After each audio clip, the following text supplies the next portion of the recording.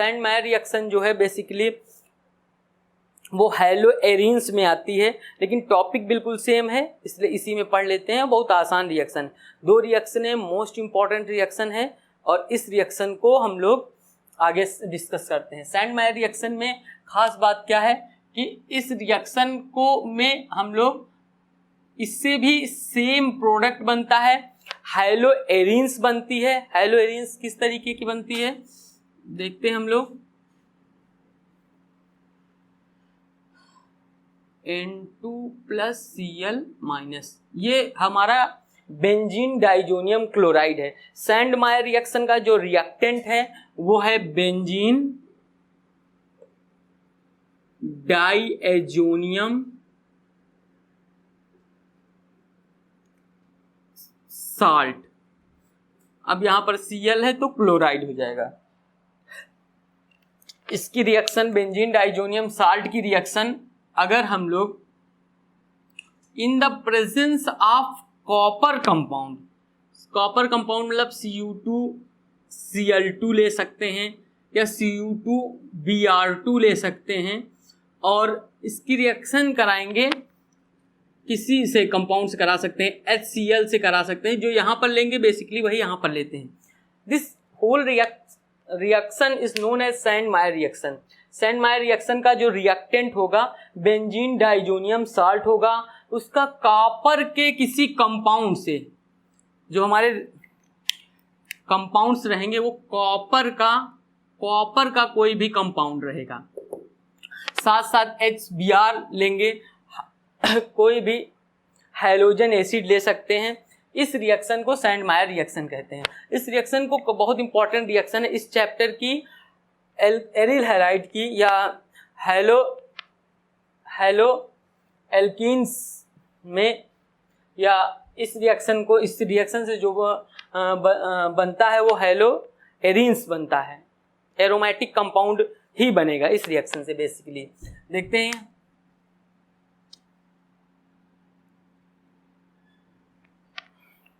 इस रिएक्शन को करने का कॉन्सेप्ट क्या है। कोई भी इस तरीके की केमिस्ट्री में रिएक्शन आती है उसको करने का सीधा प्रोसीजर है। अब मैं इस रिएक्शन को करने के लिए, सॉल्व करने के का प्रोसीजर बता रहा हूँ।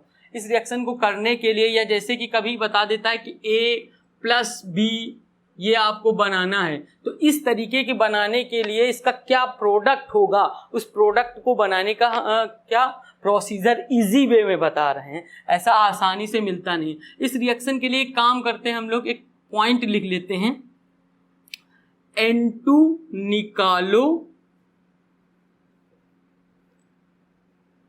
और एनायन बदलो। अगर ये आप पॉइंट याद रखते हैं तो सैंड मायर रिएक्शन आसानी से याद हो जाती है।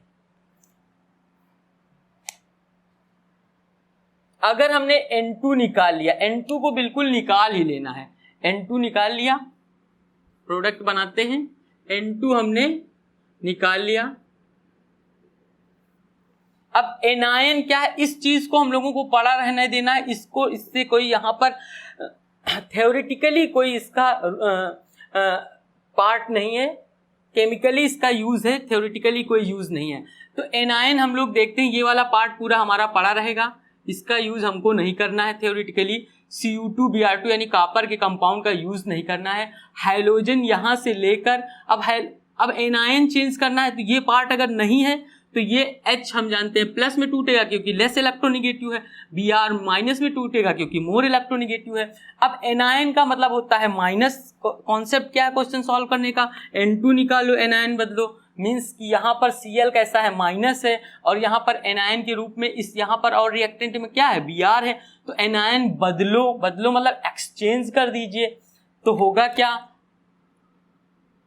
ये इक्वेशन है पूरी, N2 निकल गया, ये N2 निकल के यहाँ आ गया, तो अब N2 नहीं बचा, तो बचा एनायन में क्लोरीन और यहाँ Br यहाँ आ जाएगा, क्लोरीन यहाँ चला आएगा। तो जब Br यहाँ आया तो यहाँ पर लग गया Br और क्लोरीन यहाँ पर आ गया, तो H के साथ रिएक्ट करके उसने क्या बना दिया, HCl। तो ये रिएक्शन हैलो एल्केन नहीं हैलो एरिन्स बनाने का तरीका है। हैलोएरिन्स बनाने के लिए ये मोस्ट इम्पॉर्टेंट है। क्या बनता है प्रोडक्ट? बेंजीन रिंग के ऊपर Br लगा है, so it is called bromo benzene. Sandmeyer reaction ये मोस्ट इंपॉर्टेंट रिएक्शन है। इस रिएक्शन में क्या क्या हो सकता है, सिचुएशंस हम आपको बताते हैं, एक बार नोट कर लीजिए। अब इस इक्वेशन में क्या क्या सिचुएशंस हो सकती हैं, क्या क्या प्रोडक्ट बन सकता है, इस लाइन को याद रखना है। N2 निकाल देना है, N2 हमने यहां से निकाल दिया। एनायन बदलना है इस वाले पार्ट से, कॉपर का जो भी कंपाउंड होगा उसको से मतलब नहीं है, उसको पड़ा रहने देंगे, रोक देंगे और बाकी एक्सचेंज कर लेंगे। मोस्ट इंपॉर्टेंट इक्वेशन है, इसको लगा लीजिए, एग्जाम में आती ही आती है। हमारे लिए, हमारे हिसाब से ये सबसे इंपॉर्टेंट रिएक्शन इस चैप्टर में है। नेक्स्ट है, अगर हम क्या क्या आ सकता है एग्जाम में इसकी जगह पर, तो एक अगर हम थ्योरेटिकली बता दें इसमें क्या क्या आ सकता है, तो यहाँ पर क्या क्या आ सकता है इसको हम इसी में रफ करते हैं, आप लोग नया नोट्स बनाइएगा। यहाँ पर कॉपर का कुछ भी हो सकता है, Cu2 F2 आ सकता है, Cu2 अगर F है तो यहाँ पर Cu2 HF हो जाएगा, अगर Cu2 Cl2 है कॉपर के कंपाउंड में तो यहाँ पर हो जाएगा HCl हो जाएगा, अगर Cu2 Br2 है तो यहाँ पर HBr हो जाएगा, और अगर यहाँ पर Cu2 I2 है देन यहाँ पर HI करके आ सकता है। उस हिसाब से आप लोग पूरा सैंडमायर इक्वेशन एक ही लाइन में देख सकते हैं हम लोग, उस हिसाब से इसका आप लोग कोई रोल नहीं देखेंगे। इस हिसाब से यहाँ पर माइनस प्लस चार्ज हो जाएगा और इधर वाले कंपाउंड में माइनस चार्ज हो जाएगा। यहाँ जो लगा है उससे एक्सचेंज कर लेंगे, प्रोडक्ट में ये वाला पार्ट जो है यहाँ पहुँच जाएगा, ये वाला पार्ट यहाँ पहुँच जाएगा और ये वाला पार्ट यहाँ पहुँच जाएगा, वही इसका प्रोडक्ट बन जाएगा। That is your Sandmeyer reaction and. इससे ज़्यादा इसमें कुछ नहीं आता है। अब हम लोग नेक्स्ट उसी के आगे सैंडमायर रिएक्शन के आगे आज पढ़ेंगे हम लोग, एक नई रिएक्शन है और गाटरमान रिएक्शन। हालांकि ये एरिल हैलाइड्स में पढ़े जाती हैं रिएक्शन दोनों, सैंडमायर रिएक्शन और गाटरमान रिएक्शन, लेकिन इस रिएक्शन को हम लोग अब यहीं पर पढ़ लेंगे क्योंकि हमने सैंडमायर रिएक्शन पढ़ी है। सैंडमायर रिएक्शन और गाटरमान रिएक्शन में ज़्यादा अंतर नहीं है, प्रोडक्ट सेम बनता है लगभग, बट केवल उसमें रिएक्टेंट का डिफरेंस है। जो डिफरेंस है अभी वो बता दिया जाएगा, और बिल्कुल जैसे सैंडमायर रिएक्शन थी बिल्कुल उसी कॉन्सेप्ट पर गाटरमान रिएक्शन है। तो इसमें भी सैंडमायर रिएक्शन में जैसे हम लोग जो रिएक्टेंट लेते हैं हम लोग बेंजीन डाइजोनियम साल्ट लेते हैं, बेंजीन डाइएजोनियम साल्ट, और इस बेंजीन डाइजोनियम साल्ट की, बेंजीन है इसमें N2 मतलब डाइएजो ग्रुप होता है और साल्ट का मतलब कोई हाइड्रोजन होगा। बेंजीन डाइजोनियम साल्ट लेते हैं और इसकी रिएक्शन कॉपर कंपाउंड की उपस्थिति में ना कराकर कॉपर पाउडर की प्रेजेंस में कराते हैं। कॉपर का पाउडर लेंगे और उस कॉपर के पाउडर के प्रेजेंस में लेकर इसकी रिएक्शन हम किसी भी हाइड्रोजन एसिड से करा देते हैं। आइदर HCl से करा सकते हैं, HBr से करा सकते हैं या HI से करा सकते हैं। रिएक्शन में अब इस रिएक्शन को यहाँ पर इसमें सैंडमायर रिएक्शन में क्या था, सैंडमायर रिएक्शन में यहाँ पर कॉपर का पाउडर न लेकर कॉपर का कोई कंपाउंड लेते थे, मींस कि Cu2 Cl2 ऐसा कुछ लेते थे। इसमें केवल कॉपर्स का पाउडर लेंगे, कॉपर्स का कोई कंपाउंड नहीं लेंगे। जैसे ही कॉपर का कंपाउंड लेते हैं इस जगह पर वह हो जाती है फिर सैंडमायर रिएक्शन। अब कॉपर का पाउडर यूज करेंगे, रिएक्शन सेम है, कॉन्सेप्ट भी सेम है। कॉन्सेप्ट क्या है, N2 निकालो एनायन बदलो, N2 निकालो एनायन बदलो। ये कॉन्सेप्ट है, बिल्कुल सेम है। N2 निकालो, एनायन बदलो। N2 का मीन्स ये N2 हम लोग निकाल देंगे, इसको हटा देंगे, लास्ट में लिखेंगे और बचाएगा क्या, एनायन। इसका कोई रोल थ्योरेटिकली नहीं है, केमिकली तो है ही। अब इसमें देखते हैं, इसके ऊपर प्लस चार्ज, इसके ऊपर माइनस चार्ज। इसके ऊपर प्लस क्यों आया, क्योंकि ये लेस इलेक्ट्रोनिगेटिव है और हैलोजन है, ये हैलोजन ज़्यादा इलेक्ट्रोनिगेटिव होते हैं, इसलिए इसके ऊपर माइनस चार्ज। अब रिएक्शन करने का तरीका क्या है इस कॉन्सेप्ट पर, चाहे सैंडमायर रिएक्शन हो या गाटरमान रिएक्शन हो, दोनों इसी कॉन्सेप्ट पर होती हैं। N2 निकालो, एनायन बदलो। N2 हमने निकाल दिया यहाँ से, तो अगर N2 निकल गया प्लस एनायन, इसमें माइनस चार्ज वाला क्या है, Cl माइनस, और इसमें माइनस चार्ज वाला क्या है, Br माइनस। दोनों का एक्सचेंज हो जाएगा, दोनों का एक्सचेंज हो जाएगा। जब एक्सचेंज हो जाएगा तब प्रोडक्ट देखते हैं क्या बनता है, N2। बेंजीन रिंग वैसे ही कि वैसे ही रहेगी, और ये दोनों यानी हाइड्रोजन का एक्सचेंज हो गया, एनायन है, एनायन के रूप में बदल गए। तो बना क्या, प्रोडक्ट क्या बना, Br। ब्रोमीन के ऊपर, ब्रोमीन जो है वो बेंजीन रिंग पर लगी है, इसीलिए इसको हम लोग कहेंगे ब्रोमो बेंजीन। नेक्स्ट H, यहाँ ये जो H है और ये Cl मिल जाएगा, बन जाएगा HCl। ये हो गया प्रोडक्ट इसका। तो गाटरमान रिएक्शन और सैंडमायर रिएक्शन में क्या डिफरेंस है, अगर यहाँ पर Cu2Br2 लेते हैं या Cu2Cl2 लेते हैं, उसमें उस स्थिति में इसे सैंडमायर रिएक्शन कहेंगे। और अगर इसको हटा देते हैं, ये नहीं लेते हैं, केवल कॉपर का पाउडर लेते हैं, केवल कॉपर लेते हैं, तब उस स्थिति में इसको गाटरमान रिएक्शन कहते हैं। कॉन्सेप्ट सेम है, कॉन्सेप्ट सेम है, कॉन्सेप्ट में कोई भी डिफरेंस नहीं है। वही N2 निकालो, एनायन बदलो। नेक्स्ट इसका एक एग्जांपल और कर लेते हैं, कॉमन रिएक्शन कोई लेते हैं। X फर्स्ट हो गया, ये हो गया आपका सेकेंड, N2। नेक्स्ट है, सारी रिएक्शन सेम है, N2 और यहां पर ले रहे हैं Br। इसकी रिएक्शन कॉपर के प्रेजेंस में होगी, कॉपर पाउडर लेंगे और इसकी रिएक्शन करा देंगे HI से, सेम प्रोडक्ट बनेगा। इसका थ्योरेटिकली कोई रोल नहीं है, H प्लस में टूटेगा, बचा वाला माइनस में टूटेगा। N2 प्लस में टूटता है, Br माइनस में टूटता है, N2 निकाल देंगे, N2 को बिल्कुल हटा ही देंगे, प्लस एनायन बदलिए, ये यहाँ पर आ जाएगा, यानी ये Br यहाँ चला जाएगा तो HBr हो जाएगा, HBr, और N2 निकल गया, Br यहाँ पर आ गया तो HBr हो गया, और I कहाँ पर आ जाएगा, एनायन मतलब माइनस चार्ज वाला, ये माइनस चार्ज वाला दोनों बदल जाएंगे।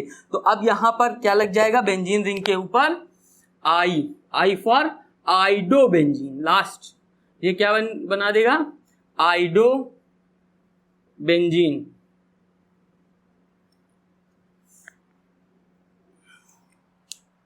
इस तरीके से गाटरमैन रिएक्शन कंप्लीट हुई। गाटरमैन रिएक्शन बिल्कुल वैसी है जैसे कि सैंडमायर रिएक्शन। नेक्स्ट रिएक्शन है Hunsdiecker reaction, important reaction है। Next reaction Hunsdiecker reaction.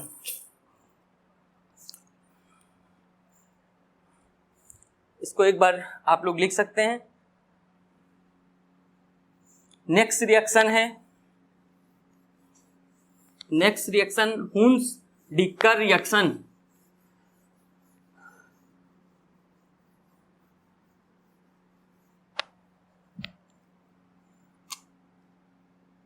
Hunsdiecker reaction important reaction है। देखते हैं कैसे करते हैं इस रिएक्शन को। इस रिएक्शन से भी एल्काइल हैलाइड बनता है। रिएक्शन में रिएक्टेंट लेंगे, कोई लॉन्ग चेन फैटी एसिड ले लेंगे, इसको हम लोग silver salt of carboxylic acid या long chain of fatty acid भी कह सकते हैं। इसको लेकर इसकी रिएक्शन करा देंगे ब्रोमीन से, हुंस-डीकर रिएक्शन ब्रोमीन से करा देंगे in the presence of reactant CCl4 carbon tetra chloride. इस रिएक्शन में बहुत इंपॉर्टेंट है, खास बात है, हुंस-डीकर रिएक्शन से ब्रोमो एल्किल हैलाइड ही बन सकता है, यानी ब्रोमाइड वाला एल्किल हैलाइड ही बन सकता है, क्लोराइड वाला आयोडाइड वाला एल्किल हैलाइड नहीं बन सकता है। पहली रिएक्शन में पहले ये AgBr कंपाउंड निकल जाएगा, तो AgBr निकल गया, AgBr प्लस ये यहाँ पर कार्बोक्सिलिक एसिड से ये जो है CO2 निकल गया, हाफ बॉन्ड ये और हाफ बॉन्ड ये यहाँ पर डबल बॉन्ड बना लेगा, यानी C डबल बॉन्ड O और आधा हाफ बॉन्ड जो है ये डबल बॉन्ड क्रिएट कर देगा, तो ये हाफ बॉन्ड ये और हाफ बॉन्ड ये बना रहा है CO2 प्लस जो मेजर प्रोडक्ट है R और क्या बचा Br, यही मेजर प्रोडक्ट है। हुंस-डीकर रिएक्शन में लॉन्ग चेन फैटी एसिड की ले सकते हैं, ब्रोमीन से रिएक्शन कराएंगे CCl4 की प्रेजेंस में। This is most important reaction. अब इस रिएक्शन में होता क्या है कि कार्बन का एक नंबर डिक्रीज हो जाता है, जितने अगर यहाँ पर हम देखें तो ये जो ग्रुप है कार्बन का ये हटा है, तो जो फाइनल प्रोडक्ट होगा वो रिएक्टेंट से एक कम कार्बन होगा। यही खास बात है, कार्बन का एलिमिनेशन होता है, एक कार्बन डिक्रीज हो जाता है और वो कार्बन CO2 में चला जाता है। मोस्ट इम्पॉर्टेंट रिएक्शन है। और ब्रोमाइड एल्किल हैलाइड या ब्रोमो एल्किल हैलाइड इससे बनता है, हुंस-डीकर रिएक्शन। अब इसका एक एग्जांपल ले लेते हैं।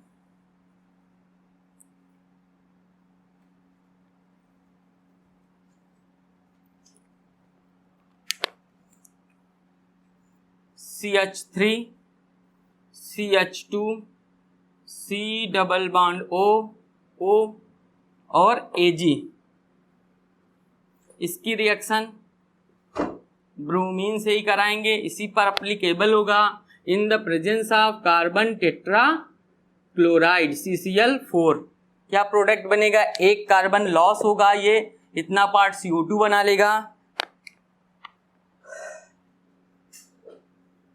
इतना पार्ट CO2 बना लेगा, लास्ट वाला AgBr बनाएगा। प्रोडक्ट क्या बनेगा, पहला ये CO2 बनाएगा, कॉमनली CO2,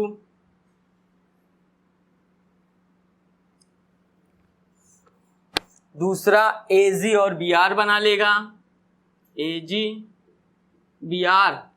और लास्ट प्रोडक्ट फाइनल जो मेजर प्रोडक्ट है वो क्या बनेगा, उस हिसाब से पहले देखते हैं। CH3 है, CH2 और यहाँ से तो CH3 CH2 और हाफ बॉन्ड ये खाली हो रहा है यहाँ पर, और लास्ट में Br बाकी है, दोनों जुड़ जाएंगे, तो ये बन गया एथिल ब्रोमाइड। अब इस रिएक्शन में और इसमें दोनों में डिफरेंस क्या है कि ये तीन कार्बन वाला कंपाउंड लेके चले थे लॉन्ग चेन फैटी एसिड का या कार्बोक्सिलिक एसिड का, और फाइनली जो है एक कार्बन एलिमिनेट होकर CO2 बना रहा है। This is the another most important topic of the chapter haloalkanes and haloarenes. Important reaction है, इसको भी नोट कर लें। नेक्स्ट रिएक्शन, इसके बाद रिएक्शन इंपॉर्टेंट रिएक्शन है बहुत सारी। हुंस-डीकर रिएक्शन से रिमेंबर केवल ब्रोमो एल्किल हैलाइड बनाया जा सकता है, क्लोरो और आइडो एल्किल हैलाइड नहीं बनाया जा सकता है, ये ध्यान रखेंगे एग्जाम में। नेक्स्ट रिएक्शन है chlorination of methane in presence of sunlight. This is most also another most important reaction. उसके बाद एनसीईआरटी के कुछ क्वेश्चन हम लोग सॉल्व करेंगे ऑलरेडी जो दिए हुए हैं उन पर, और अभी तक जितना हम लोगों ने प्रिपरेशन में पढ़ा है उसको उस पर अप्लाई करके देखेंगे कि हम लोग इक्वेशन कर पा रहे हैं या नहीं। नेक्स्ट रिएक्शन है chlorination of methane in the presence of sunlight, chlorination of CH4 in presence in sunlight, या यूवी लाइट भी यहां पर रख सकते हैं, अल्ट्रावायलेट रेस। नेक्स्ट क्वेश्चन, तो मीथेन ले लेंगे हम लोग। नेक्स्ट टॉपिक है इसी में, हाइलोएल्केन्स में बहुत इंपॉर्टेंट क्वेश्चन है, इसका मैकेनिज्म आता है, हालांकि 12 लेवल पर भी इसका मैकेनिज्म आता है। अभी हम लोग जनरलाइज फॉर्म में इसको करते हैं, मैकेनिज्म नहीं कर रहे हैं, लेकिन इससे हम लोग mono di tri alkyl halide में जो मोनो एल्किल हैलाइड होता है उसको पढ़ेंगे। कितने प्रकार की मोनो हैलाइड होता है, मोनो डाई ट्राई जो एल्किल हैलाइड्स हैं उसके सारे टाइप इसमें हम लोग पढ़ लेंगे। Chlorination of methane in presence of sunlight, सबसे पहले हम लोग मीथेन लेंगे। मीथेन का मतलब होता है CH4, सबसे छोटा हाइड्रोकार्बन है in the presence of sunlight. Sunlight लेंगे या यूवी लाइट लिख सकते हैं, जो भी है, अल्ट्रावायलेट रेज। क्लोरीनेशन कराएंगे, इनका नॉर्मल रिएक्शन है, 10th लेवल पर आप लोग पढ़ चुके हैं। सबसे पहले क्या होगा कि ये Cl और ये H आपस में यहाँ से निकल जाएगा, H और Cl निकल रहा है, माइनस केमिस्ट्री में कोई भी प्रोडक्ट अगर यहाँ पर लिखते हैं तो प्लस बनाकर, और यहाँ लिखते हैं लाइन के नीचे तो प्रोडक्ट ही होगा, लेकिन उसको माइनस लगा के लिखते हैं, तो माइनस HCl। अब बचा हुआ क्या है, C, यहाँ H, यहाँ H, यहाँ H, और फाइनल हाफ बॉन्ड ये खाली हुआ है यहाँ H और Cl जाने से, तो ये Cl यहाँ पर ऐड हो जाएगा। इसको हम लोग कहते हैं मोनो, एक प्रकार का मोनो एल्किल हैलाइड है। या फिर इसमें अब नेक्स्ट इसी में क्लोरीनेशन कराते जाते हैं, बार बार हम लोग क्लोरीनेशन कराएंगे, यानी Cl2 से रिएक्शन कराएंगे, Cl in the presence of UV light या सनलाइट। फिर से नेक्स्ट, अब बार बार अब की बार ये वाला H और ये वाला Cl HCl निकाल देगा। अब ये वाला Cl जाके यहां लग जाएगा। अभी इसका IUPAC नेम हम लोग डिस्कस करेंगे, कैसे लिखा जाएगा।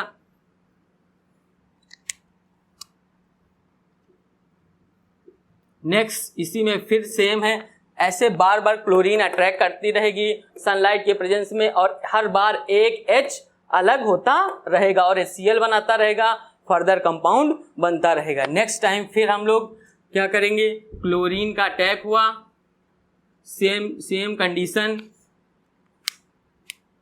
फिर इसमें से H और यहां से Cl, माइनस HCl, C, यहां पर Cl, यहां पर Cl, यहां पर Cl और यहां पर H।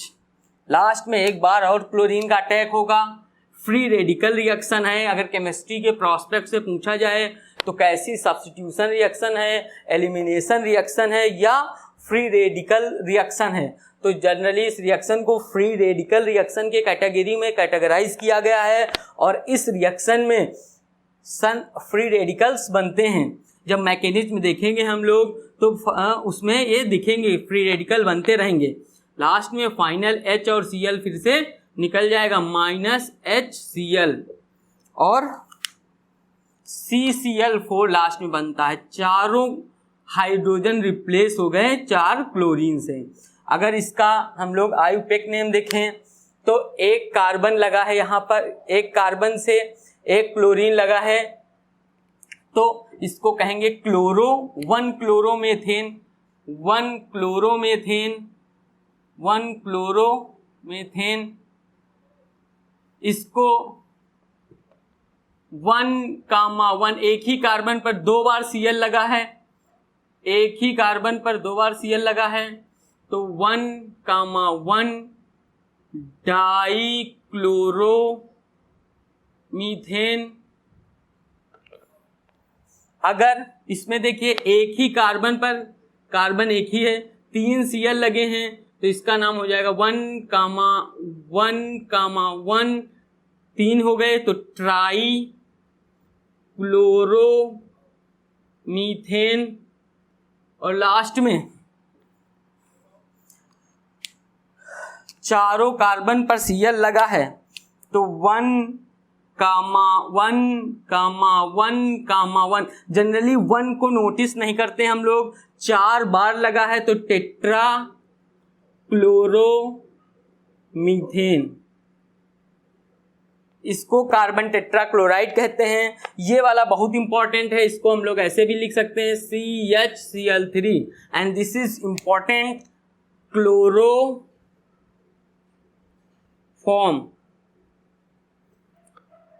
तो ये इस तरीके से क्लोरोफॉर्म हो गया है। इस तरीके से chlorination of methane in sunlight complete हुआ। इक्वेशन समझ में आई पूरी। नेक्स्ट, इस तरीके से हम लोगों ने जनरलाइज फॉर्म में जितने भी प्रिपरेशन थे एल्काइल हैलाइड के वो पढ़ लिए हैं। अब हम लोग इस पर बेस्ड एनसीईआरटी के जो क्वेश्चंस हैं उस क्वेश्चंस को सॉल्व करने की कोशिश करेंगे, जैसे कि मार्कोनिकॉफ पर, एंटी मार्कोनिकॉफ पर, फिंकल-स्टीन रिएक्शन पर, स्वार्ट्ज रिएक्शन पर, और इस तरीके हुन्स-डीकर रिएक्शन पर, chlorination of methane in presence of sunlight. इस तरीके से बहुत सारे क्वेश्चंस अपनी बुक में दिए हैं। उन क्वेश्चन की क्वेरीज को हम लोग लिखेंगे और सॉल्व करने का आगे प्रयास करेंगे और प्रैक्टिस करेंगे। नेक्स्ट, अभी तक हम लोगों ने जो प्रॉपर्टीज पढ़ी थी उस प्रॉपर्टीज पे लगभग सारे या प्रिपरेशन जो पढ़ी थी सारी प्रिपरेशन हमने ख़त्म कर ली। अभी केमिकल और फिजिकल प्रॉपर्टीज आगे हैं, लेकिन जो प्रिपरेशन पढ़ी है, डिफरेंट टाइप्स की इक्वेशंस पढ़ी हैं, रिएक्शंस पढ़ी हैं, जैसे कि मार्कोनिकॉफ, एंटी मार्कोनिकॉफ, उसके अलावा Finkelstein reaction, Swarts reaction, Hunsdiecker reaction, उस पर बेस्ड एनसीईआरटी की बुक में अपने कुछ क्वेश्चंस दिए हुए हैं। उन क्वेश्चन को हम लोग सॉल्व करने का प्रयास करते हैं। बहुत ही आसान है। अगर सारे वीडियो पीछे आप जाके देखेंगे, lecture first, lecture second and third, तो सारे क्वेश्चन आपको बहुत आसान लगेंगे। खास बात यह है कि आपको किसी न किसी रिएक्शन को आइडेंटिफाई कर पा रहे हैं कि कौन सी रिएक्शन है। अगर रिएक्शन आप आइडेंटिफाई कर पा रहे हैं तो आंसर आराम से रिएक्शन के कर सकते हैं। प्रोडक्ट आप बता सकते हैं कि क्या प्रोडक्ट बनेगा, बहुत इंपॉर्टेंट है। सबसे पहली वाली रिएक्शन हम लोग आइडेंटिफाई करेंगे। ये सारे क्वेश्चन हैं, हम लोगों ने ऑलरेडी लिख दिए हैं। अब इसके प्रोडक्ट्स को हम, क्वेश्चन इस साइड दिए हुए हैं, एरो के उस साइड प्रोडक्ट्स हम लोगों को लिखते हैं। साथ साथ इसमें कंडीशंस दी हुई है कि ये इन कंडीशन में क्वेश्चंस करने हैं। तो क्वेश्चंस एक बार ढंग से देख लेंगे। क्वेश्चन देखने के बाद सबसे बड़ी बात है, इसमें खास बात यह है कि इस तरह के क्वेश्चन करने के लिए बुक में क्या इंपॉर्टेंट है, पहले हम जो क्वेश्चन दिया है हमको आइडेंटिफाई करना है। कोई नेम रिएक्शन तो नहीं है। बहुत सारी अपने यहाँ सीबीएसई में या एनसीईआरटी की बुक में बहुत सारी नेम रिएक्शन आती हैं कि नाम से ही रिएक्शन। तो अगर इनमें देखते हैं इस चैप्टर में जो हम लोगों ने प्रिपरेशन पढ़ी है, उस प्रिपरेशन में कौन कौन से कई रिएक्शन मिल रही हैं, हमारे हिसाब से कई सारी रिएक्शंस हैं ऑलरेडी, उन्हीं के एग्जांपल्स दिए हैं। अगर आपने जनरलाइज फॉर्म ऑफ इक्वेशन पढ़ी है, पहली वाली अगर हम लोग देखें तो फिंकल-स्टीन रिएक्शन है, दूसरी वाली स्वार्ट्ज रिएक्शन है, तीसरी थायोनिल क्लोराइड से अल्कोहल की रिएक्शन है। तो 3 रिएक्शन हम लोग समझ गए। पराऑक्साइड वाली कौन सी रिएक्शन होती है, बहुत इंपॉर्टेंट बताया था, इंपॉर्टेंट वहां पर मेंशन भी करवाया था। पराऑक्साइड जब भी दिया होगा कौन सी रिएक्शन हो जाएगी, एंटी मार्कोनिकॉफ। और यहाँ पर नो पराऑक्साइड वाली कौन सी हो जाएगी, मार्कोनिकॉफ। तो 4-5 रिएक्शन ऊपर की हमको क्लियरिफाई हो गई हैं। लास्ट की 2 इक्वेशंस हैं, 2 रिएक्शन बहुत इंपॉर्टेंट हैं। ये भी हम लोग अगर सॉल्व करेंगे तो मार्कोनिकॉफ से, यानी HI जो हाइड्रोजन एसिड होता है, उस हाइड्रोजन एसिड में HCl की जगह पर हम लोगों को कौन सा हाइड्रोजन एसिड दिया हुआ है, HI दिया है। तो अगेन हम लोगों को कोई पराऑक्साइड नहीं लिखा है, कार्बन कार्बन के बीच में डबल बॉन्ड है, तो ये भी मार्कोनिकॉफ से सॉल्व होने के बहुत ज़्यादा चांसेस हैं। नेक्स्ट लास्ट इक्वेशन है, ये थोड़ा सा अलग है, फ्री रेडिकल रिएक्शन है और इसका प्रोडक्ट बनाना है। तो इस तरीके से अगर हम लोग क्वेश्चन में प्रोडक्ट लिखने के पहले ये आइडेंटिफाई कर लें कि किस रिएक्शन को ये फॉलो कर रहा है, तो वो रिएक्शन बहुत ही आसान है। और ऑर्गेनिक केमिस्ट्री की रिएक्शन रटने से नहीं आती है, उसको समझना पड़ता है, तो समझने से आती है। तो नेक्स्ट हम लोग इसको अब एक एक करके सॉल्व करेंगे। पहली रिएक्शन आप लोग जाके देखेंगे वीडियो में, इसी में, और या फिर ऐसे भी बुक में पढ़ेंगे तो फिंकल-स्टीन रिएक्शन है। फिंकल-स्टीन रिएक्शन है। इस रिएक्शन को हम लोग क्या होती है, इस रिएक्शन के विषय में अगर हम लोग पढ़ें तो बहुत इंपॉर्टेंट है, थोड़ा सा समझने के लिए समझते हैं। रिएक्शन में हम लोगों को लोअर, ये एल्काइल हैलाइड है, और लोअर एल्काइल हैलाइड से हमको हायर एल्काइल हैलाइड मिलता है। इस रिएक्शन में जो ये लोअर एल्काइल हैलाइड हम लोग देख रहे हैं, CH3, CH2, CH2, Cl, ये लोअर एल्काइल हैलाइड है, और इससे हम लोगों को हायर एल्काइल हैलाइड मिलेगा। ये फिंकल-स्टीन रिएक्शन है। और फिंकल-स्टीन रिएक्शन कैसे हम लोग पहचानते हैं कि एल्काइल हैलाइड की रिएक्शन सोडियम आयोडाइड से कराते हैं in the presence of acetone और हीट। तो इस रिएक्शन को करने का क्या प्रोसीजर है, बहुत आसान है। इस रिएक्शन को एक चीज़ और कहते हैं, उसका नाम हम लिख देते हैं sorry, halogen exchange reaction. Halogen विनिमय अभिक्रिया या एक्सचेंज रिएक्शन। इस हैलोजन एक्सचेंज रिएक्शन से तो दोनों में, ये एक रिएक्टेंट है, एक रिएक्टेंट ये है, दोनों में हैलोजन हम लोग देख लेते हैं। बस हैलोजन पार्ट में ही रिएक्शन होती है। यहाँ पर ये हैलोजन है, ये हैलोजन है, और ये हैलोजन आकर इसको एक्सचेंज कर देगा। एक्सचेंज का मतलब होता है ये इसकी जगह पर लग जाएगा और ये इसकी जगह पर लग जाएगा, बस। तो इसका प्रोडक्ट हम लोग बनाते हैं। सबसे पहले क्या लिखा हुआ है पूरा लिख लेते हैं। CH3, CH2, CH2 और I यहाँ पर गया और Cl यहाँ पर, तो यहाँ पर लग जाएगा I plus NaCl। This is most important reaction. Product हो गया है, यही प्रोडक्ट होता है। अब देखिए यहाँ पर ये लोअर एल्काइल हैलाइड था, मीन्स क्लोरोएथेन था, और यहाँ पर जब गया तो आइडोएथेन बन गया, मीन्स कि लोअर क्लोरीन से हायर आयोडाइड वाला एल्किल हैलाइड हमको मिला। This reaction is known as Finkelstein reaction and halogen exchange reaction. Why it is called? Because ये आई आकर इस Cl को हटा रहा है, इस हैलोजन को ये हैलोजन हटा रहा है, या एक्सचेंज हो रहे हैं दोनों हैलोजन। तो फर्स्ट रिएक्शन कंप्लीट हो गई। कौन सी रिएक्शन है? फिंकल-स्टीन रिएक्शन या halogen exchange reaction. Next reaction है, अगर इस रिएक्शन को हम लोग आइडेंटिफाई करें तो ये रिएक्शन है स्वार्ट्ज रिएक्शन। थर्ड वीडियो में उसी के नीचे पर, उसी में नीचे जो है ये सॉल्व किया गया है। स्वार्ट रिएक्शन अगर आप लोग क्लिक करेंगे तो ऐसी ही स्वार्ट रिएक्शन होती है। वहाँ पर हमने यहाँ पर Ag लेकर कार्य किया था, यहाँ पर Sb लेके वर्क हो रहा है।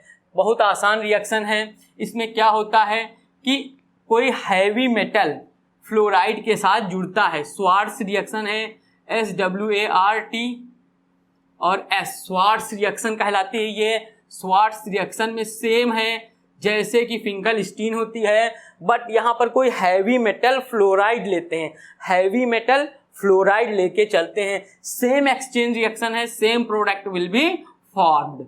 एक्सचेंज प्रोसेस से ही है, हैलोजन एक्सचेंज होगा। लेकिन इस वाले में हायर एल्काइल हैलाइड मिलता था, इसमें हो सकता है आपको लोअर एल्काइल हैलाइड मिले। तो स्वार्ट्स रिएक्शन और फिंकल-स्टीन रिएक्शन की डिफरेंस यही है। मोस्ट इंपॉर्टेंट इक्वेशन है इस वाले चैप्टर की, तो इसको हम लोग करते हैं, इक्वेशन बैलेंस करके लिखते हैं। बहुत आसान है, बस अगर F जाएगा यहाँ पर, सिंपली क्लोरीन की जगह ऐसे ही हम रख देंगे, क्लोरीन की जगह F लगा लेंगे, तो लिखेंगे हम लोग 3CH3, पूरा बैलेंस है इक्वेशन, CH2 और Cl की जगह क्या लग जाएगा? F। फाइनली क्लोरीन जाएगा और यहाँ पर आ जाएगा, तो यहाँ पर देखते हैं क्या होता है, 2Sb और Cl3। इक्वेशन बैलेंस हो गई और ये भी प्रोडक्ट हो गया। तो नेक्स्ट रिएक्शन हम लोगों ने पढ़ ली स्वार्ट्ज इक्वेशन, 2 इक्वेशंस पढ़ ली, Finkelstein reaction, hydrogen exchange reaction भी कहते हैं, और स्वार्ट्ज रिएक्शन। नेक्स्ट रिएक्शन हम लोगों को बहुत आसान है, 2 रिएक्शन ऊपर वाली रफ कर दी जाए तो आप लोगों को आसान लगेगा, नोट कर लीजिए। एक बार रोक कर आप लोग नोट कर सकते हैं, नोट्स बनाते रहिए, अदरवाइज बार बार वीडियो आपको देखने पड़ेंगे। नेक्स्ट इक्वेशन है, एनसीईआरटी का आपको क्वेश्चन हो रहा है, प्रिपरेशन की सारे क्वेश्चन जो भी लिखे हैं वो आपको हम एज पॉसिबल एज आपको उसका सॉल्यूशन दे रहे हैं। नेक्स्ट क्वेश्चन है SOCl2। SO मीन्स क्या होता है, SOCl2 इसको अगर हम लोग जाने तो थायोनिल क्लोराइड। जब भी केमिस्ट्री में S होगा या थायो शब्द होगा, थायो शब्द के लिए क्या होता है, सल्फर यूज करते हैं, और SOCl2 को केमिकली क्या कहते हैं, थायोनिल क्लोराइड। बहुत आसान है, इससे संबंधित आपको हम लोगों ने एक इक्वेशन पढ़ाई थी, अभी हम रफ में वर्क कर रहे हैं। रफ में बहुत आसान है, देखते हैं। RO ये इक्वेशन हमने ये एग्जांपल पहले आपको दिया था, अल्कोहल की रिएक्शन कराई थी थायोनिल क्लोराइड से, अल्कोहल की रिएक्शन कराई थी थायोनिल क्लोराइड से। किस तरीके से होती है, यहाँ पर हमने लुईस स्ट्रक्चर बनाया था, याद है जिन विद्यार्थियों को, बहुत अच्छा है, उनकी मेमोरी अच्छी है, वो अच्छा वर्क कर रहे हैं, पढ़ाई कर रहे हैं। तो SOCl2 से रिएक्शन कराएंगे, कैसे होगी, यहाँ पर ये ऑक्सीजन फ्रेंडली होता है सल्फर, ये R और Cl एक प्रोडक्ट बनाता है। देखते हैं प्रोडक्ट, रफ में वर्क हो रहा है, अभी फेयर में करेंगे। R और Cl एक प्रोडक्ट बनाता है, RCl यानी एल्काइल हैलाइड बनाता है। बीच वाला हम लोगों ने SO2, S और S और 2 हैं तो SO2, और लास्ट वाला HCl। This is final.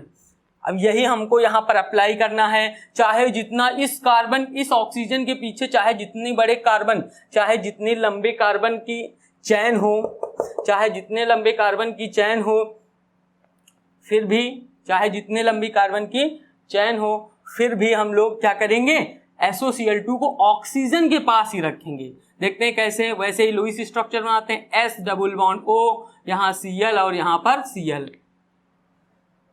कौन कौन बना सकता है प्रोडक्ट, देख लेते हैं, जल्दी से बना कर दिखाइए। हाँ, तब तक इसको हम लोग रफ करते हैं। देखिए आगे इसको सॉल्व करते हैं। प्रोडक्ट एक बार आपने अगर इक्वेशन समझ ली तो बहुत आसान है, फिर CH3 CH2 CH2 और फिर उसके आगे सिंगल बॉन्ड। सिंगल बॉन्ड किससे जुड़ेगा, क्लोरीन से जुड़ेगा, प्लस ये बीच वाला कंपाउंड क्या बनाएगा, SO2, S1O2 तो SO2 सल्फर डाइऑक्साइड। बहुत अच्छे से शुरुआत के वीडियोस में बताया गया है, आप लोग फ्री शुरुआत से देखेंगे तो ज़्यादा अच्छा रहेगा। H और Cl, लास्ट में क्या है, HCl। फाइनली तो ये भी इक्वेशन, ये भी प्रॉब्लम थर्ड वाली सॉल्व हो गई। CH2 से Cl लग गया, पहला प्रोडक्ट बन गया। SO2 बीच वालों ने एक प्रोडक्ट बनाया SO2, और लास्ट वालों ने HCl। बहुत इंपॉर्टेंट है, जब भी थायोनिल क्लोराइड जाएगा, पीछे क्या लगा इससे हम लोगों को नहीं मतलब है, ऑक्सीजन के पास ये पूरा रख देंगे ऐसे जाके, और लास्ट पीछे वाले से ऑक्सीजन के पीछे जो है वो एक प्रोडक्ट बनाएगा, ऑक्सीजन और हाइड्रोजन के बीच वाला एक प्रोडक्ट बनाएगा, और हाइड्रोजन और नीचे Cl एक प्रोडक्ट बनाएगा। यही बार बार होता रहेगा, बहुत आसान है, इससे किसी भी प्रकार की कोई भी प्रॉब्लम होती है सेम प्रोसीजर को लगाएंगे। नेक्स्ट है, ये भी रिएक्शन है, जल्दी से पहचाने, anti Markovnikov's rule. Anti Markovnikov's की सेकेंड वीडियो आप लोगों के सामने है, उसको देखेंगे तो प्रॉपरली बहुत अच्छे से बताया गया है। नेक्स्ट क्वेश्चन है, ये वाली रिएक्शन है, और ये बहुत इंपॉर्टेंट रिएक्शन है। इस रिएक्शन को अगर हम आइडेंटिफाई करेंगे, 4th नंबर रिएक्शन है। पैराक्साइड की प्रेजेंस जैसे ही होती है और साथ साथ हमको HBr दिखता है, जैसे हमको पैराक्साइड कहीं केमिस्ट्री में कहीं पर दिखता है, साथ साथ HBr दिखता है और साथ साथ एल्कीन दिखती है। बिल्कुल ये आप समझ जाएंगे, बिल्कुल आप ये समझ जाएंगे कि इस पर एंटी मार्कोनिकॉफ अप्लाई करनी है, एंटी मार्कोनिकॉफ अप्लाई करनी है। इस रिएक्शन को हम पहले पढ़ा चुके हैं, और ये कौन सी रिएक्शन है, एंटी मार्कोनिकॉफ। थोड़ा सा एंटी मार्कोनी कॉफ्स रिएक्शन, ये रिएक्शन है। इसको सॉल्व करने का तरीका क्या है? बहुत आसान है।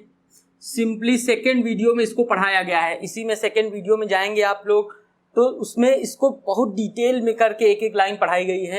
एंटी मार्कोनी कॉफ में ये कहते हैं कि जो हैलोजन का निगेटिव पार्ट होता है, या क्लियरिफाई करके हम बताएं, जो Br होता है वो डबल बॉन्डेड कार्बन के उस कार्बन से जुड़ेगा। Br जो है वो डबल बॉन्डेड कार्बन के उस कार्बन से जुड़ेगा जिसपे H की संख्या ज्यादा हो, H की संख्या ज्यादा हो। यही कॉन्सेप्ट है इसका। फिर से एक बार आसान करके बता देते हैं कि जो पराक्साइड की प्रेजेंस में जो Br है वो डबल बॉन्डेड कार्बन पर उस कार्बन पर जुड़ेगा जिसमें H की संख्या ज्यादा। तो इस वाले पर देखेंगे 2H है, इस वाले पर देखेंगे 1H है। इसको ओपन करके जब हम आगे लिखेंगे क्लियरिफाई हो जाएगा आपको। तो इसको सॉल्व करते हैं आगे चल के। ऊपर वाली रिएक्शन रफ कर दी जाए। ऊपर वाली रिएक्शन आप लोग लिख चुके होंगे शायद।